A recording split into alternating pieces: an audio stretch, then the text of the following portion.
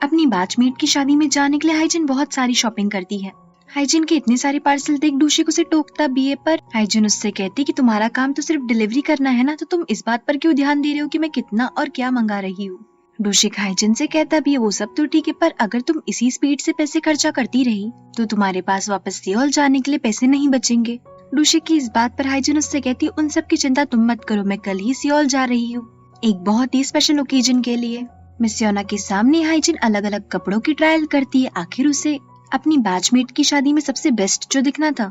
Hygiene को इस बात की भी चिंता खाई जा रही थी कि उसके सभी बैचमेट कहीं कल शादी में उसे तीखी बातें ना बोले उसके गांव वाले क्लिनिक को लेकर।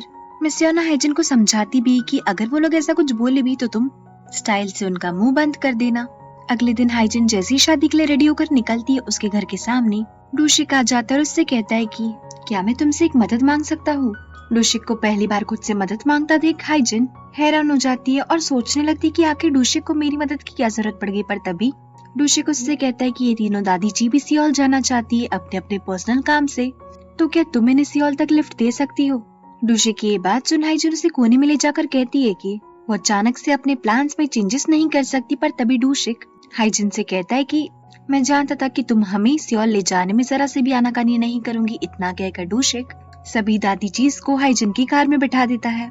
इस बात से हाइजिन इतनी फ्रस्ट्रेटेड थी कि वो डूशिक को अपनी कार को हाथ तक नहीं लगाने देती।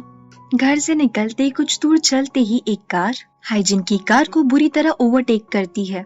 हाइजिन को इस बात पर इतना गुस्सा आता है कि वो उस कार वाले का पीछा करती है और फिर जब उसे वो कार वाला मिल जाता है तो उसे बहुत खड़ी खोटी सुनाती है। पर वो ड्राइवर अपनी गलती मान ही नहीं रहा था, उल्टा हाइजिन से ये कह रहा था कि औरतों को गाड़ी नहीं चलानी चाहिए क्योंकि उन्हें गाड़ी अच्छे से नहीं चलानी आती। डूशिक इस बात पर उस आदमी से झगड़ने वाला होता है कि तभी पीछे से एक दादी जी उस ड्राइवर को गंदी गंदी गालियां देने लगती है।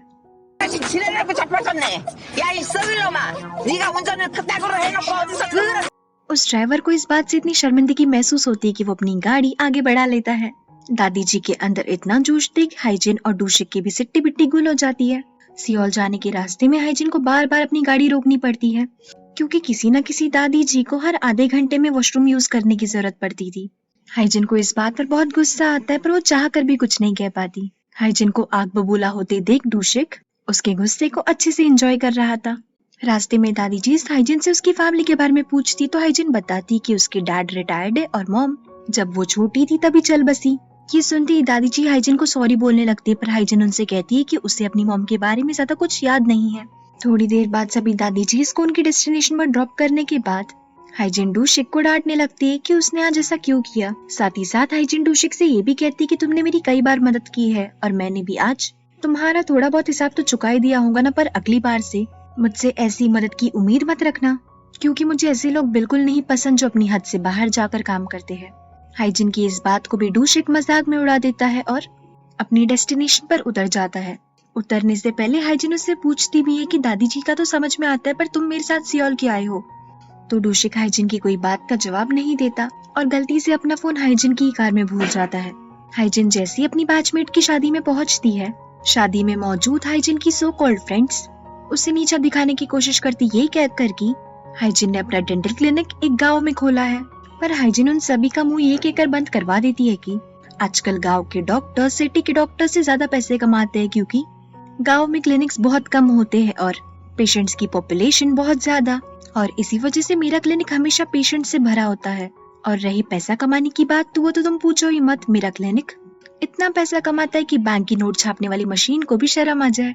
हाइजिन के मुंह से ये सब सुनने के बाद उसके दोस्तों के पास कोई शब्द ही नहीं बचते। दुल्हन की विदाई के वक्त हाइजिन अपनी बैचमेट और उसकी मॉम का बॉन्ड देखकर स्माइल करने लगती है, पर तभी डूशिक वहाँ पर आ जाता है और हाइजिन का मजाक उड़ाने लगता है। हाइजिन उससे पूछती भी कि तुम्हें कैसे पता चला कि मैं यहाँ पर। तो डूशिक बताता है कि मैंने तुम्हारी कार में वेडिंग इनविटेशन देख लिया था और वैसे भी मैं तुमसे मिलने नहीं, मेरा फोन वापस लेने आया हूँ। ये बात सुनती ही हाइजिन पैनिक करने लगती है और डूशिक से कहती है कि अगर हमें किसी ने साथ में देख लिया तो बहुत बड़ी प्रॉब्लम हो जाएंगी। डूशिक हाइजिन को काम डाउन करते हुए कहता है कि तुम सेलिब्रिटी थोड़ी हो जो सब लोग तुम्हें ही देखेंगे।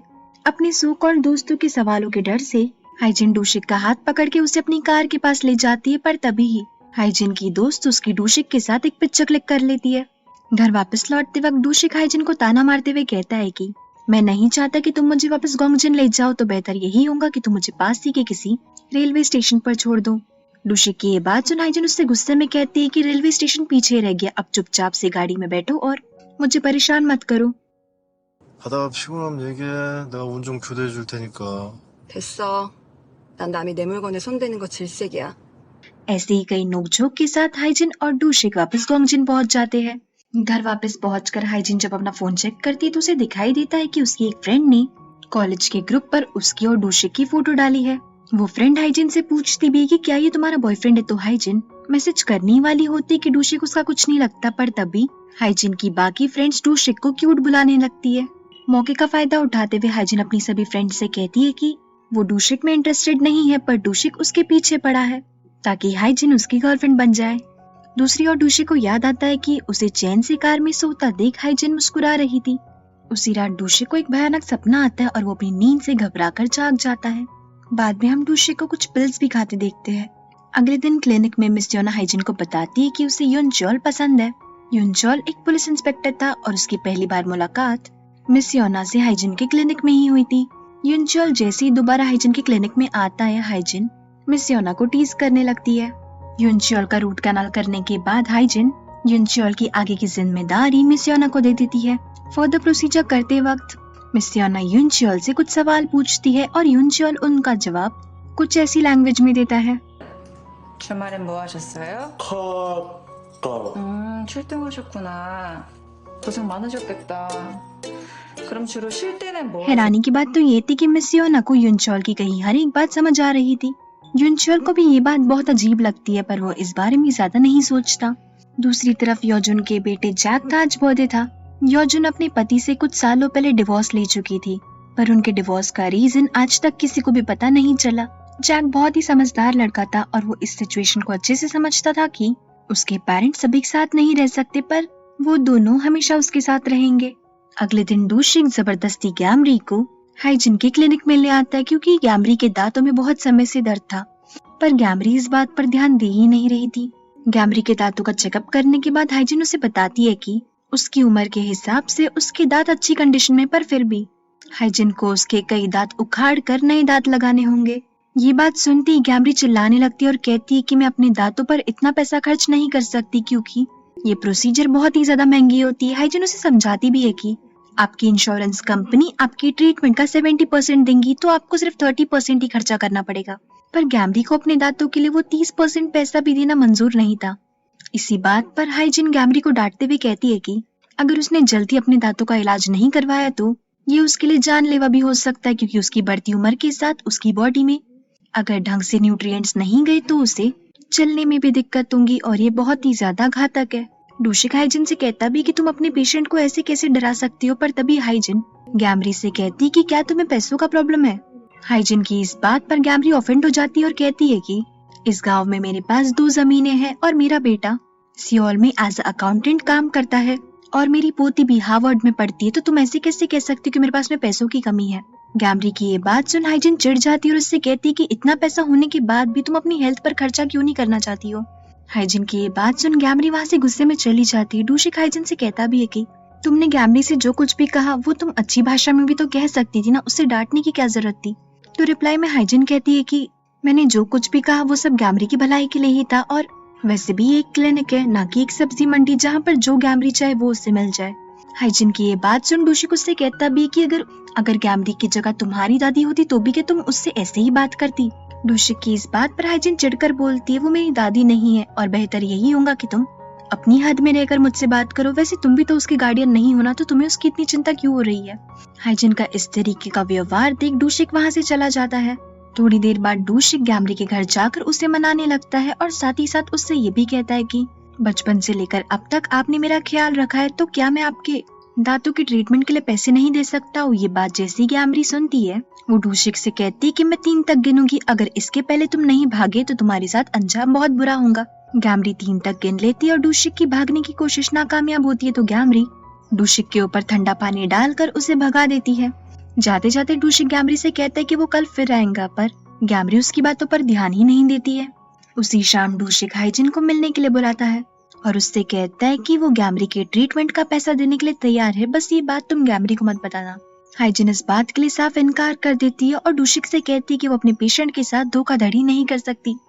डूशिक हाइजिन को समझाने की कोशिश भी करता है, ये कहकर कि गैमरी ने अपनी पूरी जिंदगी अपने बच्चों के पीछे ही काटी है और खुद पर कभी भी एक पैसा भी खर्च नहीं किया। डूशिक की ये बात सुन हाइजिन उससे कहती कि गैमरी कितनी बड़ी सेल्फिश है। हाइजिन की ये बात सुन डूशिक उससे कहता भी कि तुम ऐसे कैसे कह सकते हो, गैमरी बस अपने बच्चों पर बोझ नहीं बनना चाहती और खुद से वो अपनी ट्रीटमेंट का खर्चा नहीं उठा पाएंगी, इसीलिए वो इस ट्रीटमेंट के लिए मना कर रही है। तो गुस्से में हाइजिन कहती है एक अच्छा पेरेंट वो नहीं होता जो अपने बच्चों के लिए बहुत सारे पैसे छोड़ जाए और सारी परेशानियां और दुख दर्द अकेले झेले, बल्कि एक अच्छा पेरेंट वो होता है जो अपने बच्चों के लिए अंत तक स्वस्थ रहे ताकि मुश्किल वक्त में वो अपने बच्चों को सहारा दे सके। ये कहते वक्त हाइजिन की आंखों में आंसू आ जाते हैं और इन्हीं आंसुओं को छुपाने के लिए हाइजिन वहां से चली जाती है। गैमरी के बारे में सोचकर हाइजिन को अपनी मॉम की याद आती है कि कैसे उसकी मॉम ने इतनी दर्द और तकलीफें सही। डूशिक को भी हाइजिन की कही इस बात से समझ आता है कि वो आज भी अपनी मॉम को कितना मिस करती है। अगले दिन डूशिक जब गैमरी से मिलता है तो वो उससे माफी मांगता है और गैमरी उसे माफ भी कर देती है। साथ ही साथ डूशिक गैमरी से ये भी कहता है कि 할머니, 누가 그러는데 부모가 진짜 자식을 위하는 일은 아프지 않는 거. डूशिक की ये बात सुन गैमरी गहरी सोच में पड़ जाती है। दूसरी ओर हाइजिन को भी गैमरी की बहुत चिंता हो रही थी। गैमरी जब अपने बेटे को कॉल करती तो उसका बेटा कहता है कि कुछ समय पहले मुझे डूशिक का कॉल आया था और उसने मुझे आपके दांतों के बारे में बताया। ये बात जानने के बाद गैमरी अपने बेटे से पूछती कि उसे क्या करना चाहिए तो उसका बेटा कहता है कि इस समय मेरे पास पैसों की तंगी चल रही, तो क्या आप थोड़ा सस्ता ट्रीटमेंट करवा सकती हो। ये बात सुन गैमरी खुशी खुशी अपने बेटे से कहती कि तुम मेरी चिंता मत करो और अपनी फैमिली पे ध्यान दो। अपना काम खत्म करने के बाद हाइजिन गैमरी से मिलने जाती है और गैमरी उसे डिनर के लिए इनवाइट करती है। डिनर के दौरान उन दोनों के बीच खूब सारी गपशप होती है और डिनर के बाद हाइजिन गैमरी से कहती कि कल आप मेरी क्लिनिक में आना। मैं आपका ट्रीटमेंट फ्री में तो नहीं कर सकती, पर मैं आपके ट्रीटमेंट में जितनी भी चीजें इस्तेमाल हो रही है सिर्फ उसी के पैसे लूंगी। पर आप इस बात को राजी रखना, क्योंकि अगर बाकी लोगों को इस बारे में पता चला तो मुझे मेरा क्लिनिक बंद भी करना पड़ सकता है। गैमरी हाइजिन से पूछती भी कि तुम मेरे लिए इतना सब कुछ क्यों कर रही है, तो हाइजिन कहती है कि मैं बस चाहती हूँ कि आप अपना पसंदीदा खाना अच्छे से एंजॉय करो। दूसरी तरफ डूशिक फिशिंग कर रहा होता है पर उसकी रॉड में कुछ अजीब सी चीज फंस जाती है जिसे देख डूशिक बहुत डर जाता है। अगले दिन गैमरी हाइजिन के क्लिनिक में जाती है अपना ट्रीटमेंट करवाने के लिए। वहाँ पर वो हाइजिन और मिसियोना से कहती भी है कि मैंने अपनी पूरी लाइफ बहुत काम किया है और इस मेहनत के बदले में अपना पसंदीदा खाना तो डिजर्व करती ही हूँ ना। गैमरी अपनी सेविंग्स से अपना इलाज करवा रही थी। हाइजिन भी इस बात से बहुत खुश थी कि फाइनली गैमरी अपनी हेल्थ पर ध्यान दे रही है।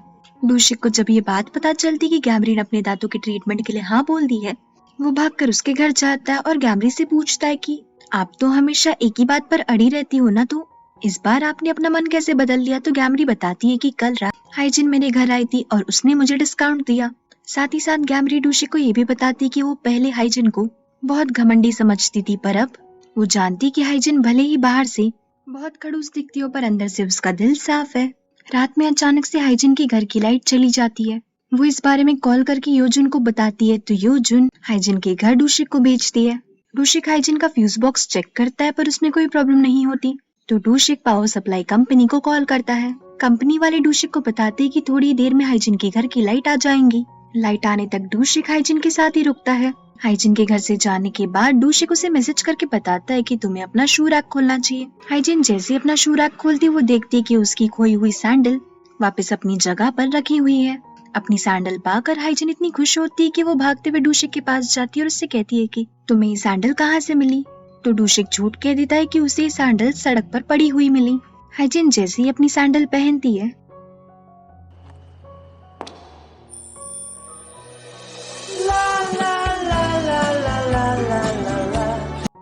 उसका पूरा घर रोशनी से जगमगाने लगता है।